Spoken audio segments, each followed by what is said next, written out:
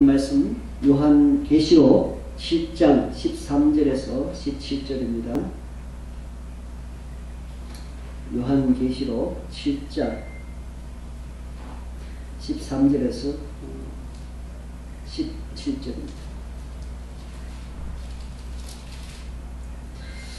장로 중 하나가 응답하여 나에게 이르되 이 흰옷 입은 자들이 누구며 또 어디서 왔느냐? 내가 말하기를 내 주여 당신이 아시나이다 하니 그가 나에게 이르되 이는 큰 환난에서 나오는 자들인데 어린 양의 피에 그 옷을 씻어 희게 하였느니라. 그러므로 그들이 하나님의 보좌 앞에 있고 또 그의 성전에서 밤낮 하나님을 섬김에 보좌에 앉으신 이가 그들 위에 장막을 치시리니 그들이 다시는 줄이지도 아니하시며 목마르지도 아니하고 해나 아무 뜨거운 기운에 상하지도 아니하리니 이는 보좌 가운데 계신 어린 양이 그들의 목자가 되사 생명수 샘으로 인도하시고 하나님께서 그들의 눈에서 모든 눈물을 씻어 주실 것이니라. 아멘. 14만 4천에 대해서 지난번 우리가 들었습니다. 모든 구원받은 자들의 총수다 이렇게 들었습니다.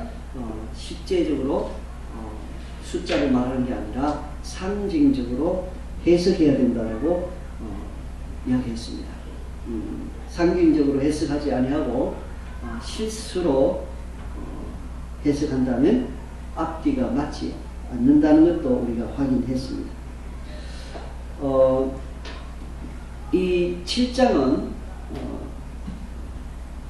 하나님께서 흰옷 입은 자에게 이 7장을 통해서 말해주고 있습니다. 이미 9절에서도 흰옷 입은 자에 대해서 나왔었습니다. 이 일 후에 내가 보니 각 나라와 족속과 백성과 방언에서 아무도 능히 셀 수 없는 큰 무리가 나와 흰옷을 입고 손에 종려 가지를 들고 보좌 앞과 어린 양 앞에 있어서 이렇게 이미 9절에서도 나왔는데 장로 중 하나가 응답하여 나에게 이르되 이 흰옷 입은 자들이 누구며 또 어디서 왔느냐 이렇게 물었습니다.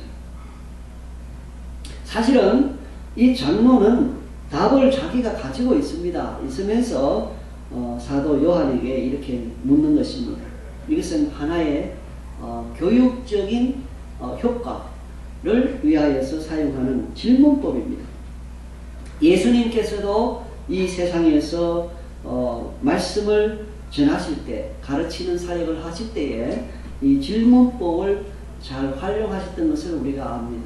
학생들에게 가르칠 때도 질문법을 해서 환기를 주의시키고 학생들로 하여금 배우는 자들로 하여금 생각하게 하는 그래서 효과적인 교육을 하게 하는 그러한 효과적인 교육을 하게 하는 역할을 한다라고 하는 것입니다. 천상에 있는 천국에 있는 이 장로도 바로 이 질문법을 사용해서 묻습니다. 이 흰옷 입은 자들이 누구며 또 어디서 왔느냐? 사실은 답은 자기가 가지고 있어요. 그러니까 사도 요한이 내가 말하기를 여기서 말하기를 할 때 이러한 표현들이 실제 입으로 말하였다기보다 이미 마음으로 말한 것을 의미한다라고 하는 주석이 있습니다. 이미 마음에 그 질문을 받았을 때 마음으로 당신이 아시지 않습니까? 내 주여 당신이 아시나이다 라는 벌써 마음으로 말을 했다는 것입니다. 그렇게 말을 하니까 이제 대답을 합니다. 그가 나에게 이르되 이는 흰옷 입은 자들을 말합니다. 그 수가 어마어마하게 많다고 분명히 9절에서 말했습니다. 구원받은 자들을 말합니다. 그런데 큰 환난에서 나오는 자들이다 이렇게 말씀하고 있습니다. 큰 환란이다.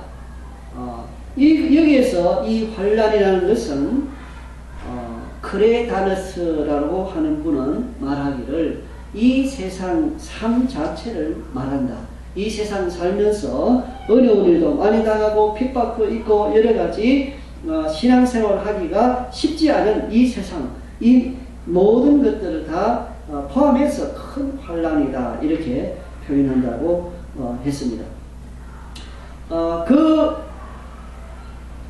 어려운 이 세상에서 나오는 자들인데 어린 양의 피에 그 옷을 씻어 희게 하였다 했습니다. 이 세상 사는 사람들이 다 죄인들입니다. 하나도 예외가 없이 죄 없는 사람은 없습니다. 모든 사람들이 다 죄가 있습니다. 그 말은 누구든지 다 죄 문제를 해결하지 아니하고는 멸망할 수밖에 없다는 것을 말씀하고 있습니다.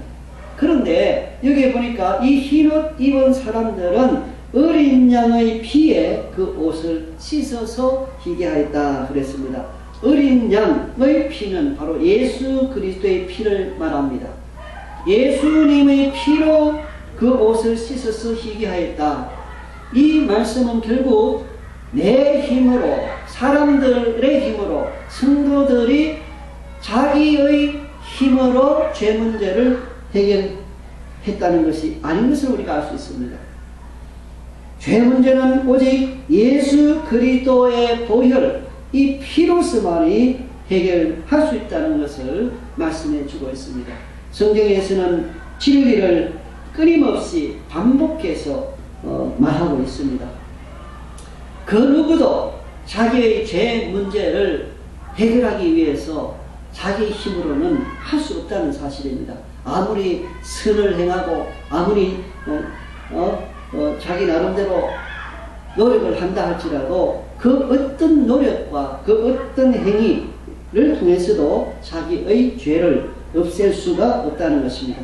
그러나 방법이 있는데 바로 어린 양의 피, 예수님의 피로서 죄를 씻을 수 있는 것입니다.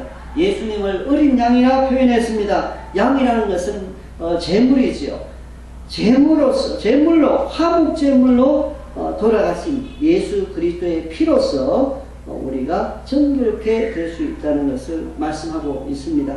죄를 용서받기 위해서는 예수 그리스도의 피에 의존하지 아니하면 결단코 될 수가 없습니다. 이 예수 그리스도의 피는 효과적으로 우리의 죄를 씻을 수 있다는 사실입니다. 누구든지 회개하고 마음으로 예수님을 믿으면 자기의 죄 문제를 해결할 수 있는 것입니다. 이 예수님의 피는 그 효과는 무궁무진합니다. 이 세상에 있는 모든 사람들의 죄를 다 씻고도 남는 그러한 능력이 있습니다. 예수님의 보혈의 피는 영원하고 그리고 그 효과가 미치는 영역은 끝이 없는 것입니다. 그러므로 아담 이래로 그 모든 사람들이 다 이 피에 자기 죄를 씻는다 한들 이 피의 그 효과와 피의 역할은 다함이 없는 것입니다. 그 피에 그 옷을 씻어 희게 하였느니라. 예수님의 피에 그 옷을 씻은 사람들, 희게 된 사람들만이 천국에 사실은 갈 수 있습니다. 왜냐하면 천국에는 죄 없는 곳이기 때문에 죄가 있는 사람들은 천국에 들어갈 수가 없습니다.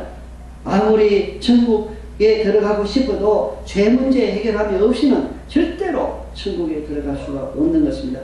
감사하게도 어린 양의 피로 말미암아 그 옷을 씻어서 희게 할 수 있기 때문에 사람들은 그리스도의 은혜로 천국에 들어갈 수 있는 것입니다.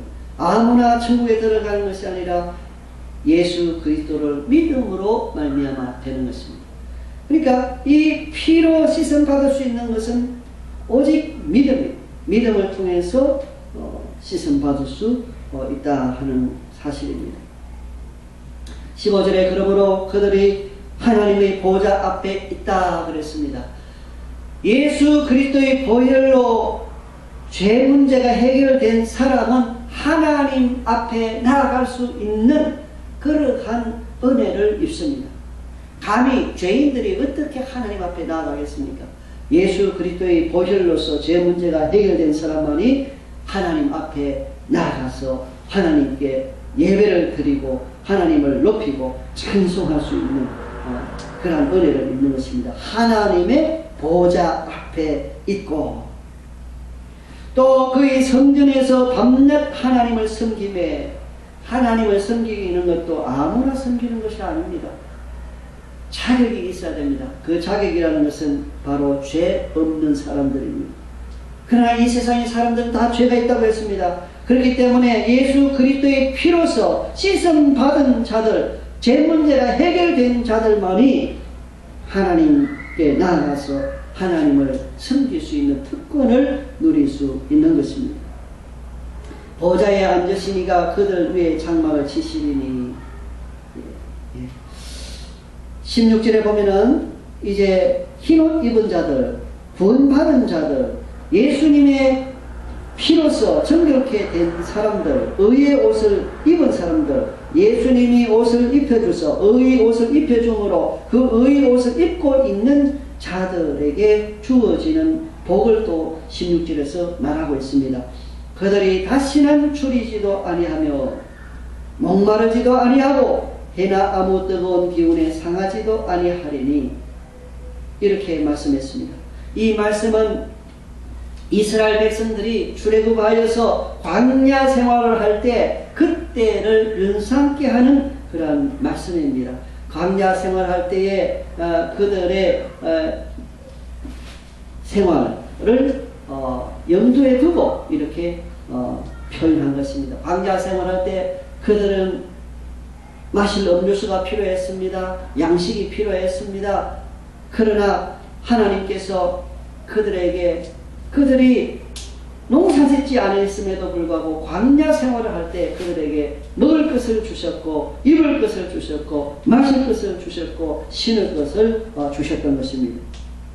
광야 생활을 할 때 그때의 모습을 떠올리면서 다시는 줄이지 아니하며 목마르지도 아니하고 해나 아무 뜨거운 기운에 상하지도 아니하리니 하나님께서 자기를 믿는 섬기는 자들에게 주시는 그러한 은혜를 복을 이렇게 말해주고 있습니다. 절대적으로 안전한 모습을 이야기합니다.